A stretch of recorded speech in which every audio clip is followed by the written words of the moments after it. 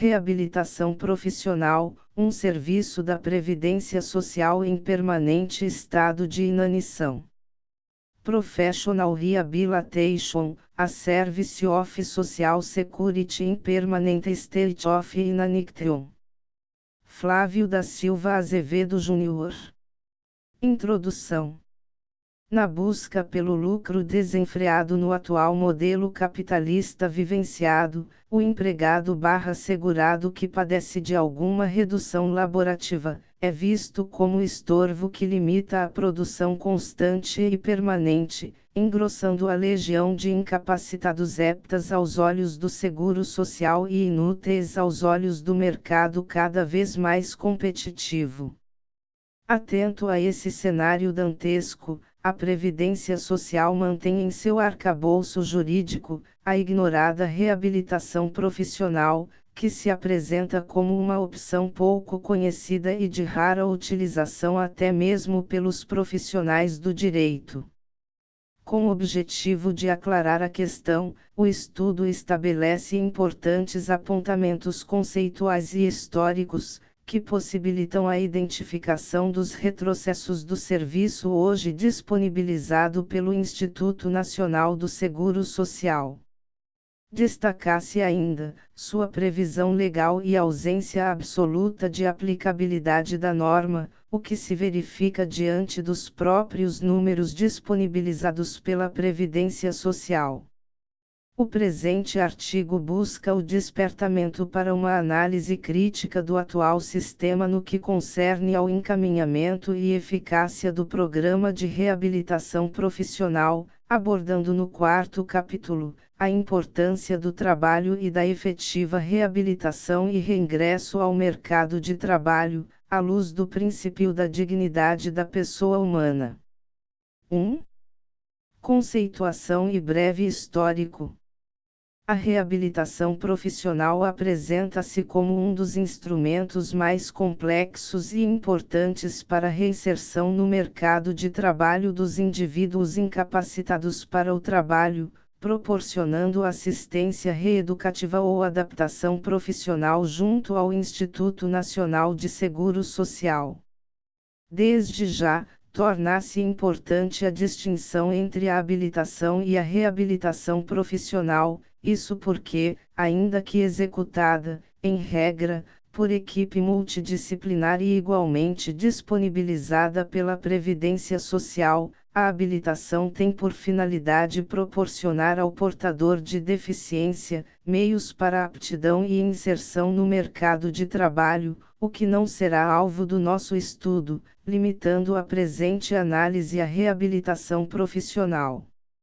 Sob a perspectiva clássica trabalhista de Marli Antonietta Cardoni, 1989, PEG 115, a reabilitação profissional abarca um conjunto de medidas tendentes a aproveitar a capacidade residual do indivíduo incapaz por doença ou acidente, para torná-lo membro ativo da produção. Atento às complexidades e aos critérios multidimensionais do Instituto em voga, Luiz Alberto de Vargas, 2016, PEC 17, define de forma elucidativa o serviço de reabilitação profissional. Ao se propor um direito à reabilitação profissional, pode-se entender a existência um processo complexo, que envolve prestações fáticas consistentes de ações de saúde, preventivas e corretivas, de previdência e de assistência sociais, direito a algo, como também a um processo de intervenção prestado pelo Estado através de políticas públicas capazes de levar a um resultado reabilitatório eficaz, ou seja, a uma reabilitação profissional efetiva e completa.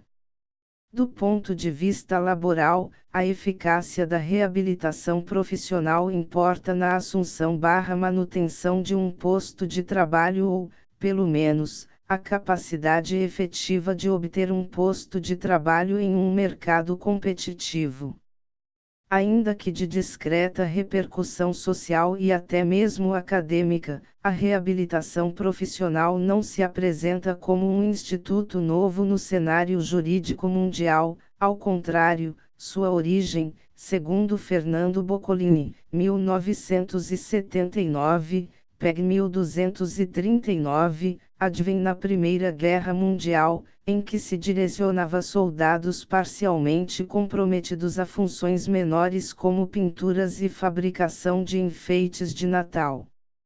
No Brasil, sua primeira regulamentação ocorre na Era Vargas, Decreto-Lei nº 7.036/44, considerando a recomendação da OIT, sob a perspectiva de um seguro privado, submetido às caixas de aposentadorias e pensões. Nos anos 60, o serviço que à época se denominava como readaptação profissional e reaproveitamento do empregado acidentado, adota a nomenclatura utilizada atualmente, 1967, convertendo ainda no início da década, a natureza privada do serviço para o contexto do seguro social, de caráter público. Ainda durante a década de 1960, registra-se importantes avanços como a estatização do seguro acidente de trabalho, SAT, e a unificação dos institutos de aposentadoria e pensões, com a criação do Instituto Nacional de Previdência Social, INPS. Miranda, 2018. Em 1976, a reabilitação profissional alcança status de serviço obrigatório aos acidentados no trabalho. Um prenúncio ao início dos anos de 1980 em que se alcançaria o maior investimento à rede de reabilitação profissional, com a expansão dos núcleos de reabilitação profissional do INPS, NRPS, e a Centro de Reabilitação Profissional do INPS, CRPS, cujo atendimento era realizado de modo específico e multidisciplinar, assegurando inclusive as despesas fundamentais dos segurados, transporte, alimentação, medicação, hospedagem, cursos profissionalizantes, documentos, cujo declínio e desmonte gradual teriam início no final da mesma década. A partir dos anos de 1990, o programa de reabilitação profissional enfrenta o desmantelamento frontal de suas bases, com severa redução de investimento e extinção dos núcleos de reabilitação profissional do INPS e Centro de Reabilitação Profissional do INPS, descentralizando para as agências do INSS a responsabilidade do serviço, que permanece fragilizado e sem plena efetividade, tal como se verificará no decorrer deste trabalho. 2. Previsão legal. Com previsão constitucional, artigo 203, terceira e quarta, alicerçada pela Lei 8213/91 e efetivamente regulamentada pelo Decreto 3048/99, o serviço de reabilitação profissional, sob o contexto legislativo vigente, visa em síntese, aparelhar o segurado acidentado ou adoecido, para o retorno ao mercado de trabalho. Tal como mencionado, o serviço de reabilitação profissional ostenta caráter constitucional, inserido no capítulo denominado Assistência Social, com intuito protetivo aos trabalhadores excluídos por suas limitações laborais. Art. 203. A assistência social será prestada a quem dela necessitar, independentemente de contribuição à Seguridade Social, e tem por objetivos: terceira, a promoção da integração ao mercado de trabalho. Quarta, a habilitação e reabilitação das pessoas portadoras de deficiência e a promoção de sua integração à vida comunitária. Vejamos o que prevê a Lei 8213/91 em seu artigo 89 e seu respectivo parágrafo único. Art. 89. A habilitação e a reabilitação profissional e social deverão proporcionar ao beneficiário incapacitado parcial ou totalmente para o trabalho, e às pessoas portadoras de deficiência, os meios para a reeducação e de readaptação profissional e social indicados para participar do mercado de trabalho e do contexto em que vive. Parágrafo único. A reabilitação profissional compreende o quando a perda ou redução da capacidade funcional puder ser atenuada por seu uso e dos equipamentos necessários à habilitação e reabilitação social e profissional. B. A reparação ou a substituição dos aparelhos mencionados no inciso anterior, desgastados pelo uso normal ou por ocorrência estranha à vontade do beneficiário. C. O transporte do acidentado do trabalho, quando necessário. Quanto aos critérios para o desenvolvimento do serviço, o artigo 137 da Lei 3048/99 define as funções básicas. Art. 137. O processo de habilitação e de reabilitação profissional do beneficiário será desenvolvido por meio das funções básicas de avaliação do potencial laborativo. Segunda, orientação e acompanhamento da programação profissional. Terceira, articulação com a comunidade, inclusive mediante a celebração de convênio para reabilitação física restrita a segurados que cumpriram os pressupostos de elegibilidade ao programa de reabilitação profissional, com vistas ao reingresso no mercado de trabalho, e quarta, acompanhamento e pesquisa da fixação no mercado de trabalho.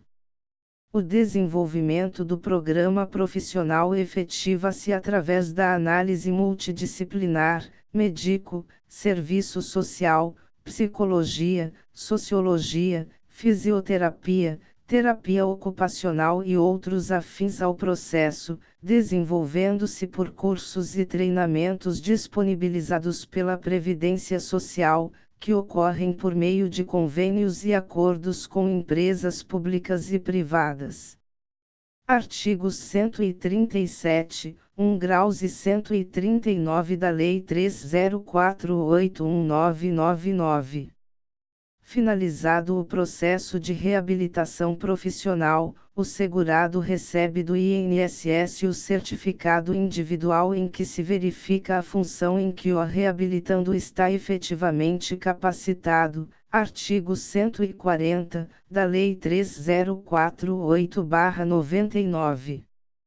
Como forma de inclusão do reabilitado ao mercado do trabalho, de forma discreta mas de significativa relevância, o artigo 93 da Lei 8213/91, impõe às empresas que contam com 100 ou mais empregados, percentual que possibilite a contratação desta mão de obra. A empresa com 100 ou mais empregados está obrigada a preencher de 2% a 5% dos seus cargos com beneficiários reabilitados ou pessoas portadoras de deficiência, habilitadas, na seguinte proporção: até 200 empregados, 2%. Segunda, de 201 a 500, 3%. Terceira, de 501 a 1000, 4%. Quarta, de 1001 em diante, 5%. Primeiro, a dispensa de trabalhador reabilitado ou de deficiente habilitado ao final de contrato por prazo determinado de mais de 90 dias, e a imotivada, no contrato por prazo indeterminado, só poderá ocorrer após a contratação de substituto de condição semelhante. Vide Lei nº 13.146, de 2015, vigência. Segundo o Ministério do Trabalho e da Previdência Social deverá gerar estatísticas sobre o total de empregados e as vagas preenchidas por reabilitados e deficientes habilitados, fornecendo-as, quando solicitadas, aos sindicatos ou entidades representativas dos empregados.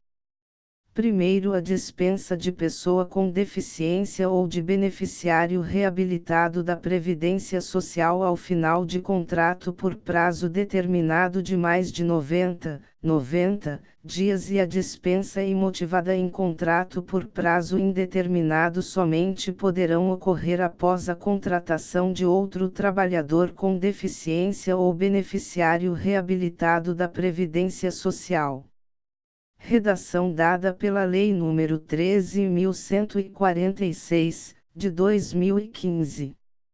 Segundo ao Ministério do Trabalho e Emprego incumbe estabelecer a sistemática de fiscalização, bem como gerar dados e estatísticas sobre o total de empregados e as vagas preenchidas por pessoas com deficiência e por beneficiários reabilitados da Previdência Social, fornecendo-os, quando solicitados, aos sindicatos, às entidades representativas dos empregados ou aos cidadãos interessados.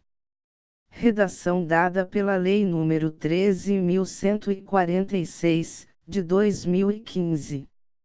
Terceiro, para a reserva de cargos será considerada somente a contratação direta de pessoa com deficiência, excluído o aprendiz com deficiência de que trata a Consolidação das Leis do Trabalho, CLT, aprovada pelo Decreto-Lei no 5.452, de 1º de maio de 1943.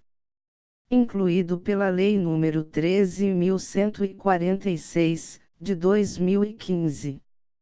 Nesse particular, cabe um adendo.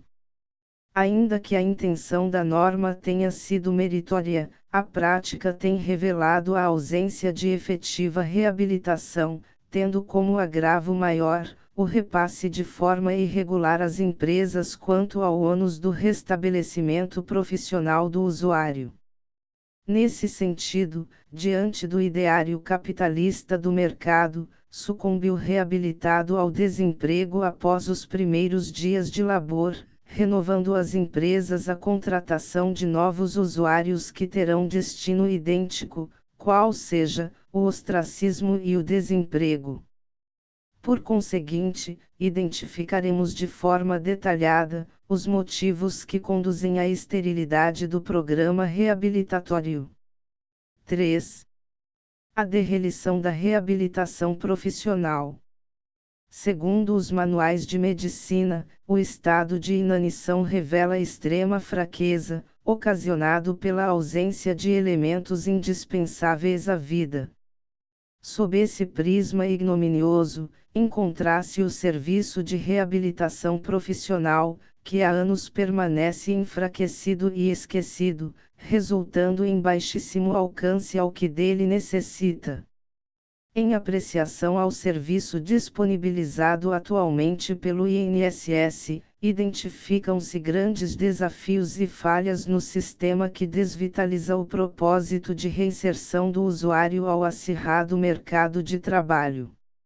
Dentre todos os problemas instalados no sistema, inevitavelmente resume-se em 3 aspectos: 1. Insuficiência de investimento, 2.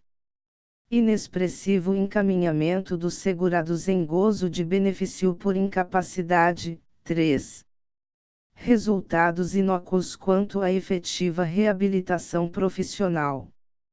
3.1 Insuficiência de investimento. Como um dos pontos nevrálgicos da inanição permanente do sistema, identifica-se a escassez quanto ao necessário investimento.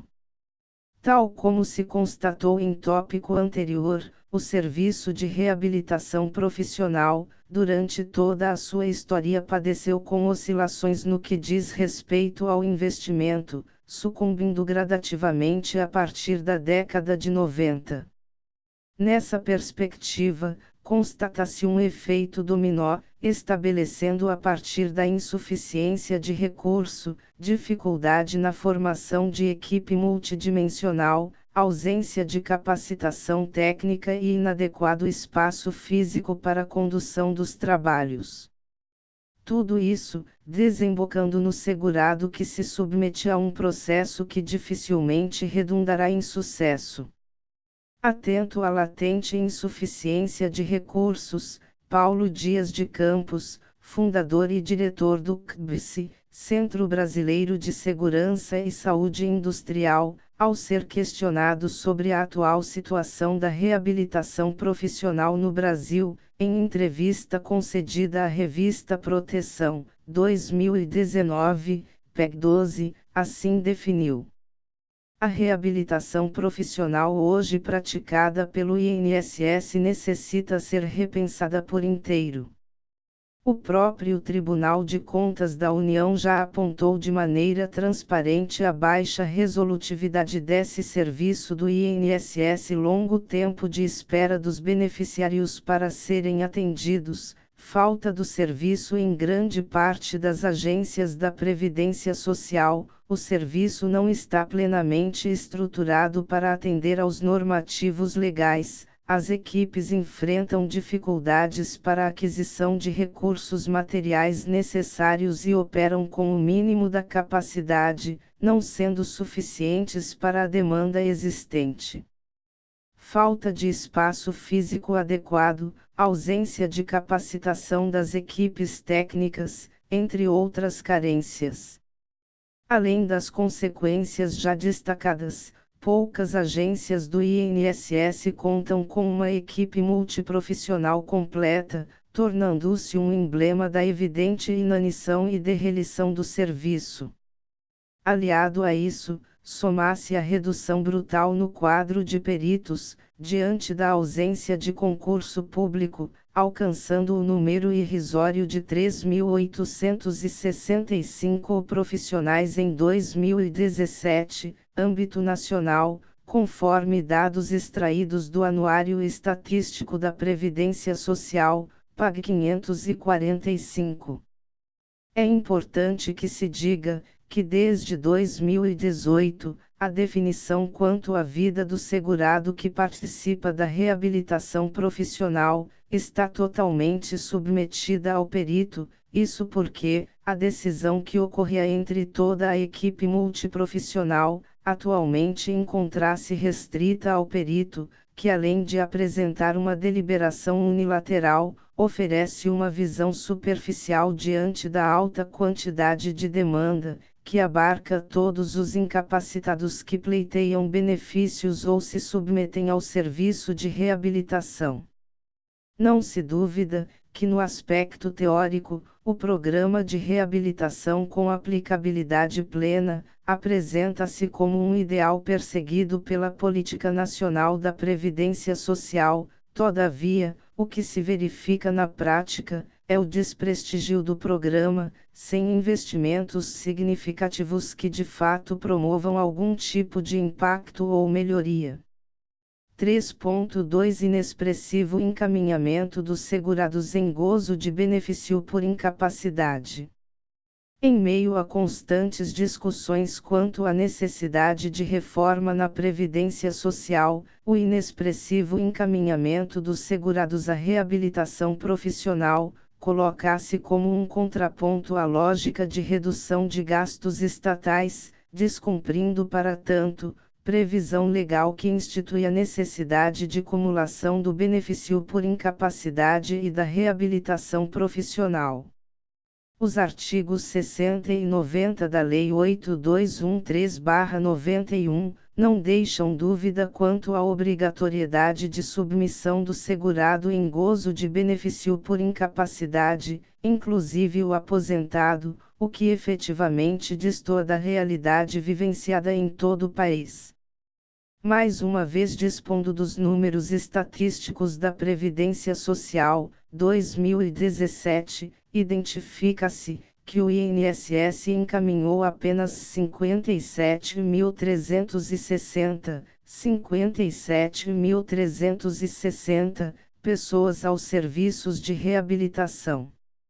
Um número escasso se comparado aos 4.646,779, 4.646.779, benefícios por incapacidade deferidos, dos quais o auxílio-doença previdenciário e o auxílio-doença acidentário ultrapassam 90% de sua totalidade, 2017.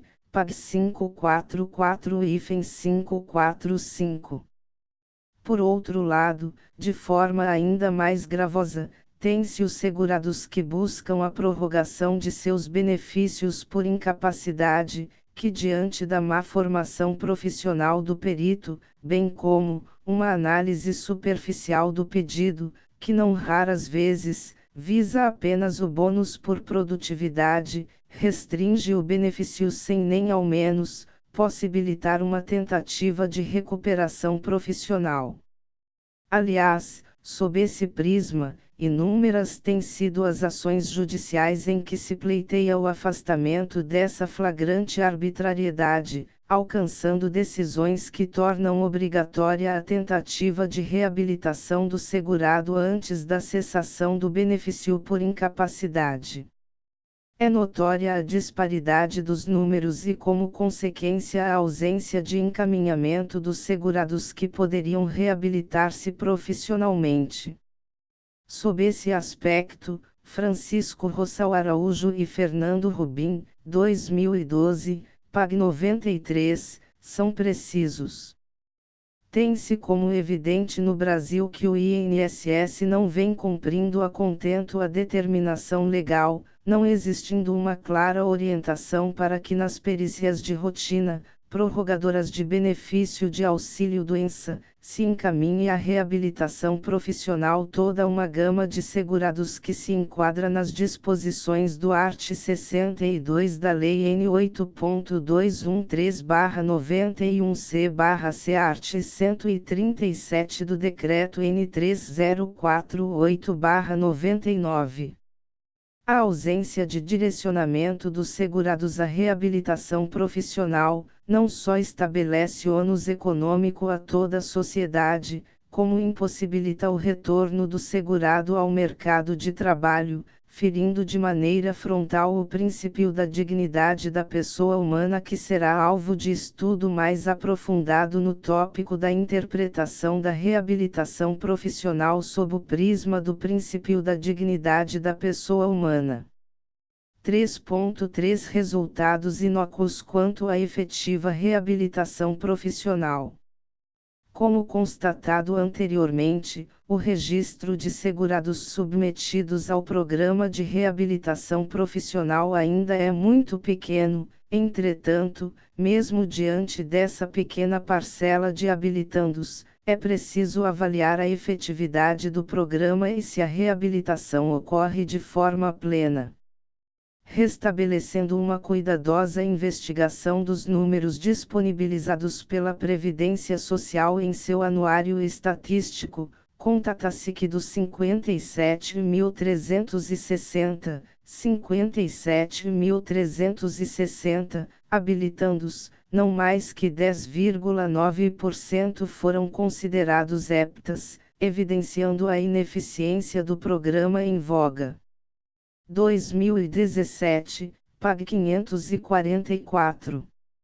O inócuo percentual de recuperados se justifica, não só pelos motivos já delineados, como também pela condução desacertada de todo o processo. Na prática, a reabilitação profissional do segurado se resume na disponibilização de cursos e treinamentos que por vezes não se adequam ao perfil do habilitando, contrariando as aptidões e funcionalidades do trabalhador. Desprezando inclusive as obrigações acessórias como, transporte ou fornecimento de aparelho de prótese, órtese e instrumentos de auxílio para locomoção. A própria legislação, artigo 137, e do Decreto 3048/99, conduz a essa perspectiva, em que se restringe a uma aferição rasa do potencial laborativo e, por via de consequência, disponibiliza cursos técnicos que por si só, não serão capazes de reinserção do trabalhador ao mercado de trabalho. Além da ausência de análise multidisciplinar pelo ínfimo número de profissionais que poderiam proceder com parecer socioprofissional do usuário, aqueles que ainda assim recebem o certificado de reabilitado, evidentemente padecem no concorrido mercado de trabalho. É disso, que ao ser empurrado ao mercado de trabalho sem efetivas condições, o habilitado soma-se à fila dos desempregados e inevitavelmente, após anos de suplício retornará ao INSS na busca por um benefício assistencial, ainda que na autarquia federal imperialógica mesquinha, em que o usuário ostenta um certificado de aptidão para o trabalho, simplesmente com a intenção de desvinculá-lo do benefício por incapacidade. Mais uma vez, um contrassenso à lógica do equilíbrio das contas públicas. A percepção de insucesso do programa de reabilitação profissional é quase unânime entre aqueles que se dedicam ao estudo do programa, tornando-se atual e representativa a conclusão realizada por Marina Coutinho de Carvalho Pereira, 2013, pag 6. Portanto, ao invés de reabilitar o trabalhador considerando a realidade vivida em sua totalidade, múltiplas determinações, impera a lógica de contenção de gastos, sendo o serviço de reabilitação profissional a válvula de escape que possibilita a saída do segurado da Previdência Social para não percepção de benefícios do INSS. O conflito entre empresas/instituições e INSS configurado num jogo de empurra da responsabilidade pelo pagamento do trabalhador quando este se encontra adoecido ou acidentado é uma constante.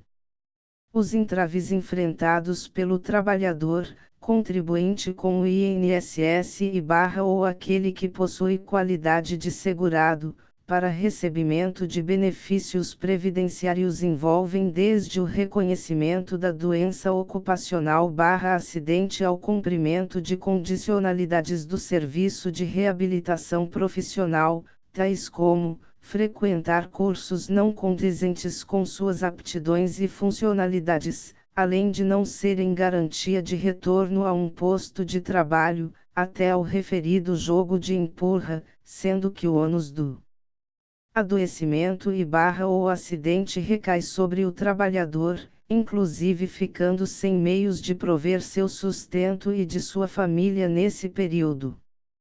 4. Da interpretação da reabilitação profissional sob o prisma do princípio da dignidade da pessoa humana. Só se torna possível compreendermos a importância da eficaz reabilitação profissional, quando afastamos a ideia simplista da mera disponibilização de cursos ou utilização do programa como mecanismo de cessação de benefícios. É preciso estabelecer uma interpretação sob a luz do princípio da dignidade da pessoa humana, que descortina os conceitos reducionistas e confere à reabilitação do usuário a importância devida, em que se identifica a pujança para a devolução da cidadania que emerge do retorno ao trabalho. Maria Eneida Pinto Gurgel ressalta que nunca é demais afirmar que o ingresso no mercado de trabalho é de fundamental importância para o ser humano. O trabalho dá sentido à vida, significa a perspectiva através da qual se realizam como seres incluídos no sistema. Conforme escreveu Arendit, 1993, permite ao homem o direito de ter direito. 2003, peg 58.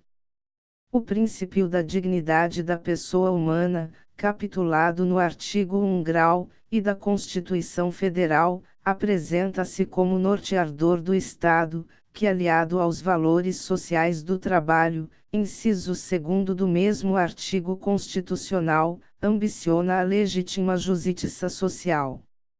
Fernanda Holanda de Vasconcelos Brandão, 2010, registra que a dignidade da pessoa humana configura um princípio de fundamental importância, uma vez que repercute sobre todo o ordenamento jurídico. Assim, a tutela dos direitos de todos os cidadãos pressupõe que seja respeitada, em primeiro lugar, a dignidade da pessoa. Nesse aspecto, essencial é o papel do Estado, o qual precisa tomar providências, de modo que os indivíduos tenham condições mínimas para viver com dignidade. Essa foi a preocupação do legislador constituinte, cuidando para que o Estado proporcionasse condições de existência digna aos cidadãos. Sem sombra de dúvidas, com vistas na grandiosidade do Instituto da Reabilitação Profissional, o programa ofertado atualmente pelas agências do INSS, designa critérios que afastam o princípio da dignidade da pessoa humana, por vezes, pela ineficiência do serviço ou ausência dele, por vezes, pelo interesse inconsequente de economia com a cessação do benefício. É possível que, para realinharmos o programa em questão com o princípio em análise, torne-se necessário um passo atrás na história, repensando o serviço reabilitatório a partir da Lei 3807/60, que em seu texto original, mantinha o auxílio-doença durante todo o programa, até a reinserção de fato no mercado de trabalho, conferindo dignidade e eficiência à norma. À época, a essência da norma mantinha origens nos direitos sociais e, por consequência, atendia de forma irrestrita aos anseios daqueles que se submetiam à reabilitação. Nesse sentido, a reabilitação só é factível quando resultar na reinserção plena do usuário, tornando-se real a imposição do princípio matriz da dignidade da pessoa humana. Considerações finais. Inquestionavelmente é ônus do Estado a reabilitação profissional plena daqueles que dela necessita, alcançando assim, a função social inerente ao Instituto. Tal como esmiuçado no primeiro capítulo deste artigo, a reabilitação profissional não se apresenta como uma novidade no mundo, tendo sua origem ainda na Primeira Guerra Mundial, estendendo-se ao Brasil na Era Vargas. Entre as oscilações do Instituto no Brasil, verificou-se severa defasagem a partir dos anos 90, na busca pela descentralização do serviço às agências do INSS. É notável o grandioso número de beneficiários de algum tipo de benefício por incapacidade, que deixam de ser encaminado ao serviço, restringindo a efetiva reabilitação e reingresso do segurado incapacitado ao mercado de trabalho. Por outro lado, com o abandono do serviço de reabilitação profissional, o usuário que se submete ao procedimento extremamente desgastante, fica refém ao único propósito da autarquia, que se resume na busca incessante pela desvinculação do benefício que eventualmente o reabilitando esteja fazendo jus, bem como o afastamento de sua responsabilidade com a mera expedição de certificado, que pouco ou nada vale no concorrido mercado de trabalho. Torna-se claro que, diante da visão restritamente econômica da atualidade, tanto aquele que tem seu benefício cessado sumariamente, quanto aquele que se submete ao programa ineficaz da reabilitação profissional, sucumbirão ao desemprego permanente, afastando a aplicabilidade do princípio da dignidade da pessoa humana, repercutindo assim, sob todos os aspectos da vida.